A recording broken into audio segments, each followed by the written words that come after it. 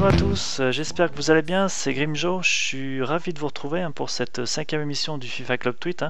La semaine dernière, je vous avais présenté tous les champions de chaque division, de chaque site de compétition, FSL, FIFAcom et FVPA.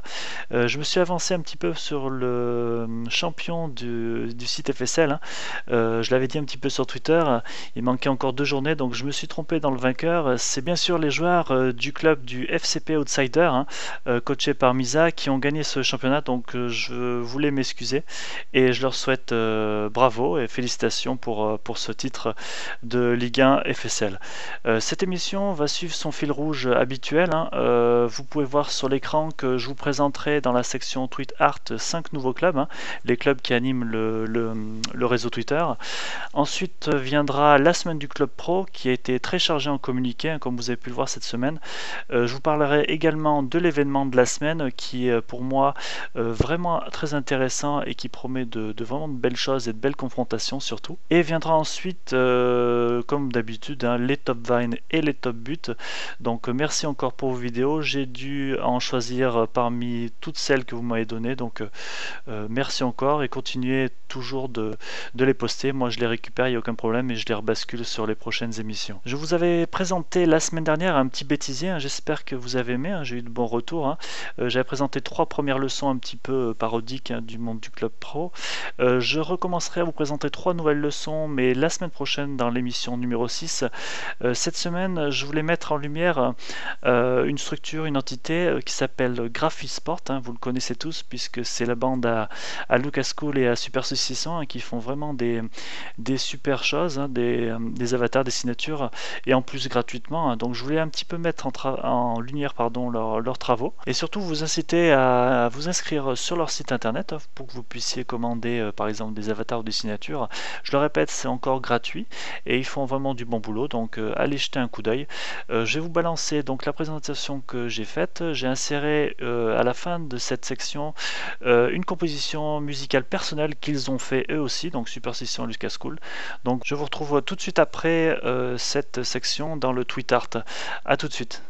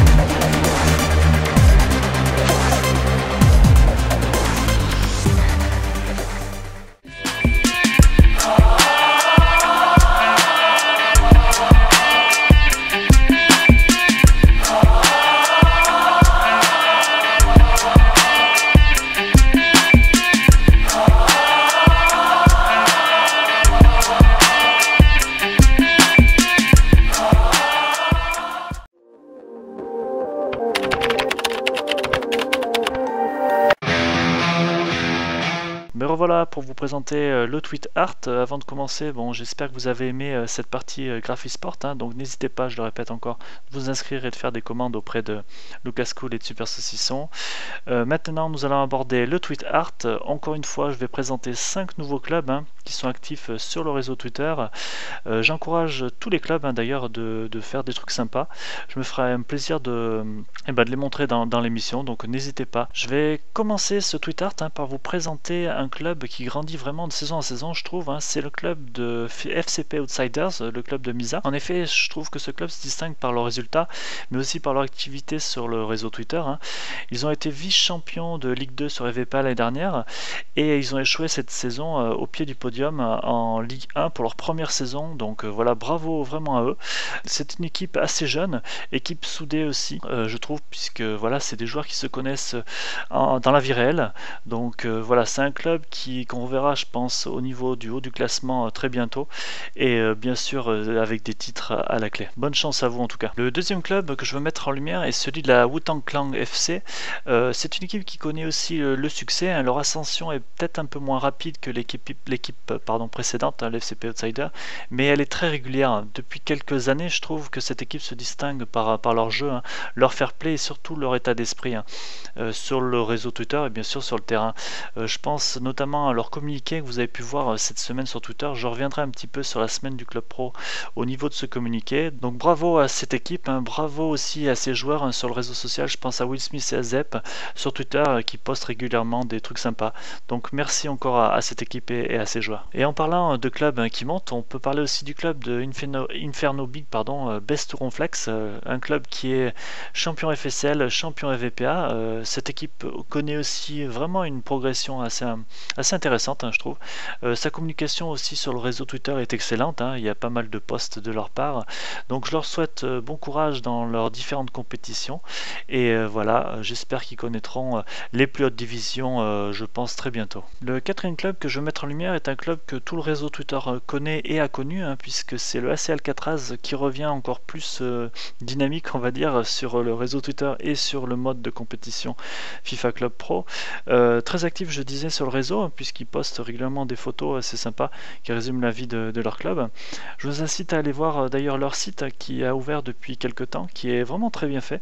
Et voilà, pour s'immerger un petit peu sur le monde pro, voilà, avec des liens assez sympas. Et je voulais faire un petit clin d'œil à Nino Lamzi qui a posté le lien de l'émission dans son site internet. Donc voilà, merci à lui et merci à ce club qui, j'espère, va connaître le succès dans les prochaines compétitions à venir. Et le dernier club que je vais présenter, c'est un club sous structure, c'est la Wanted de Camorra, comme vous pouvez le voir. Équipe jeune, équipe moins connue, effectivement, que les autres, mais grâce à sa grosse structure qui est très active sur le réseau, voilà, l'équipe connaît un petit peu le succès. Au niveau de la communication sur Twitter, c'est vraiment excellent. Ils font vraiment des bons montages, comme vous pouvez le voir. Donc voilà, avec cette structure comme celle-ci, cela ouvre les portes au monde e-sport pour les clubs pro FIFA. Donc bravo à vous, bravo à votre structure et continuez comme ça. Cette partie TweetArt donc touche à sa fin. On va passer maintenant à la semaine du club pro qui a été vraiment chargée en informations plus ou moins positives, vous verrez, pour les joueurs et pour les clubs. Je vous en dis pas plus, on se retrouve juste après la petite transition. A tout de suite.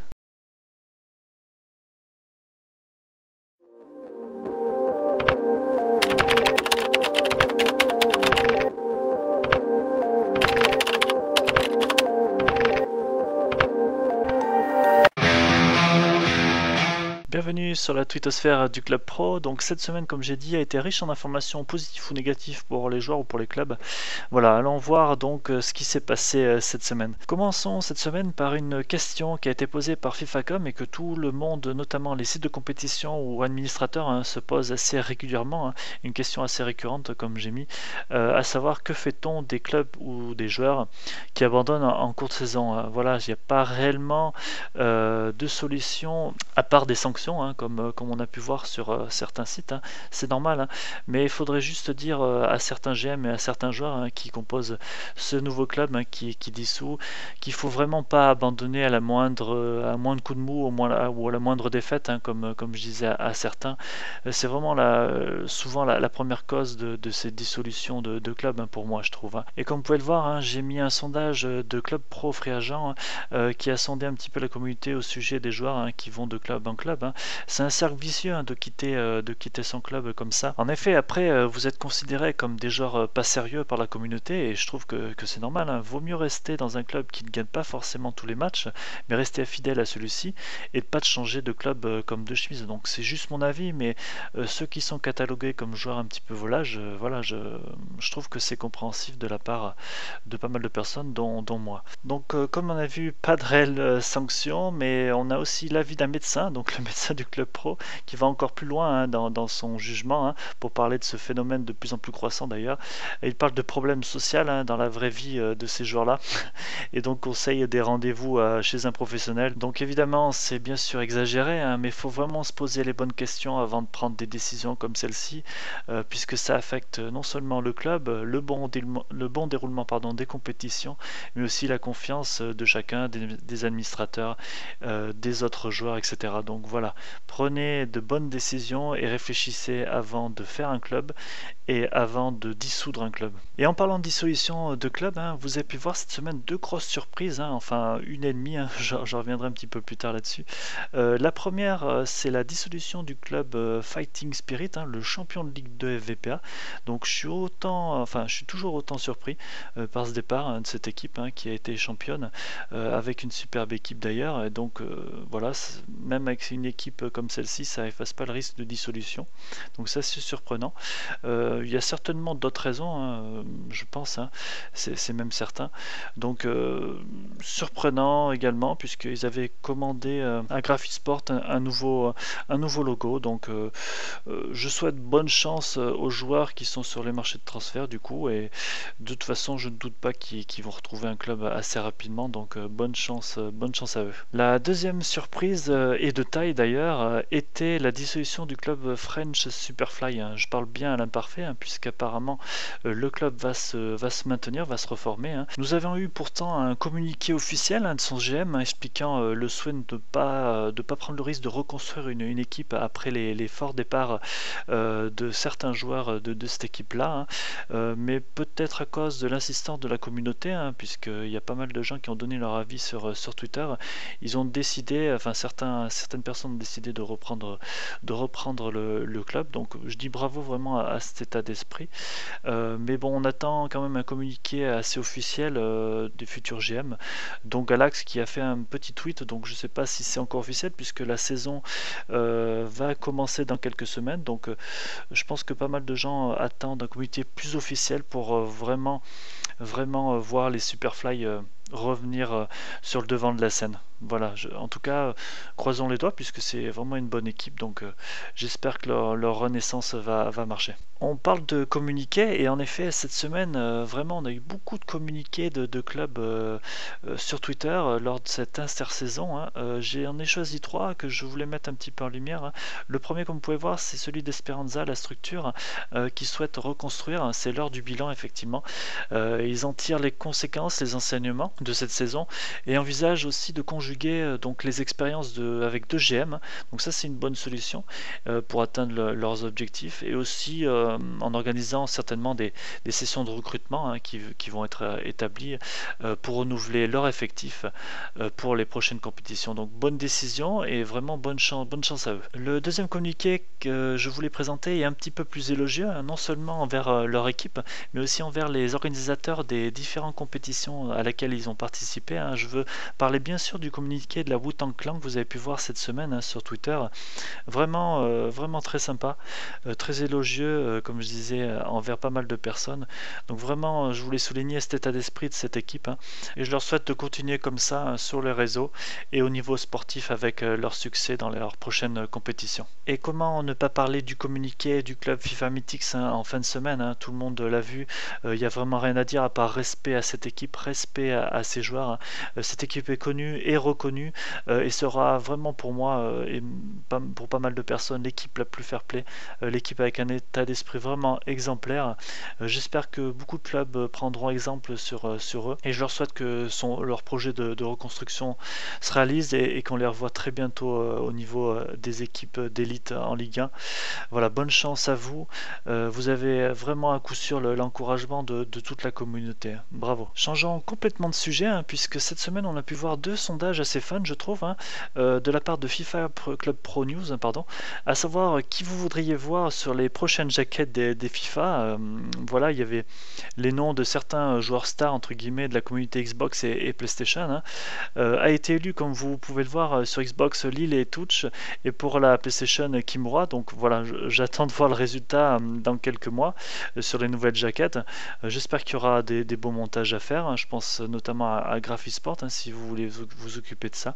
Je trouve que c'est assez fun de leur part de faire ça. Donc c'est une superbe idée et j'espère qu'on verra le résultat à la rentrée prochaine avec de super jaquettes. En parlant de Xbox et de PlayStation, hein, je veux évidemment parler de l'événement de la semaine, bien sûr, à savoir la possibilité future de jouer entre joueurs de chaque communauté sur le réseau, donc entre joueurs Xbox et PlayStation. Hein. Bon, c'est une nouvelle qui se fera certainement dans quelques années, hein, je pense, mais c'est vraiment très important et très excitant, hein, je trouve, cette nouvelle, notamment au niveau du monde Club Pro, puisque voilà, il y a des questions qui se posent depuis pas mal de temps, à savoir quel est le meilleur club, toutes plateformes confondues. Donc là, on aura bien sûr la réponse. Donc ça promet des compétitions vraiment pas mal à faire. Donc j'espère que les sites de compétition, hein, je pense à FVPA, FIFA.com, FSL ou FIFA Arena, hein, sont prêts à cette révolution entre guillemets. Donc voilà, en tout cas impatient d'y être et vous aussi je pense. Hein. Voilà, la semaine du Club Pro est terminée. Je vais poursuivre cette émission bien sûr avec vos vines et vos vidéos. Hein. Encore une fois, c'est du grand spectacle. Hein, vous allez voir, je ne vous fais pas plus attendre. Installez-vous et puis regardez vos chefs-d'œuvre.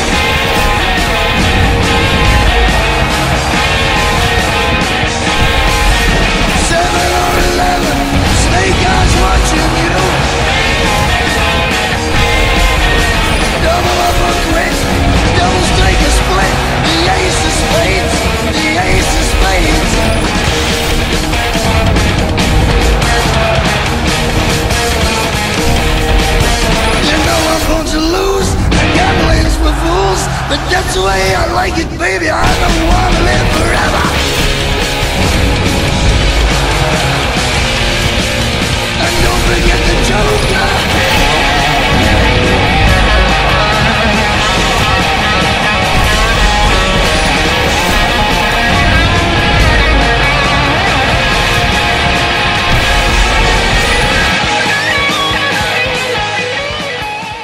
Voilà, cette émission touche à sa fin. J'espère que toutes les parties vous ont plu. Je le répète, si vous voulez des signatures, des avatars, etc., n'hésitez pas à aller sur le site de Graphisport pour faire vos commandes. Comme j'ai dit en début d'émission, je reviendrai la semaine prochaine donc avec 3 nouvelles leçons de l'école des champions. Donc j'espère que ça vous fera rire. Je reviendrai bien sûr avec vos Vine et vos vidéos. Donc n'hésitez pas à les poster sur Twitter. Je me ferai un plaisir de les prendre et de vous les présenter. Je vous souhaite une bonne intersaison puisque c'est le cas en ce moment. Vivement les prochaines compétitions bien sûr pour avoir de nouvelles vidéos. Merci encore à vous tous. Je vous dis bon dimanche et à la semaine prochaine. Salut.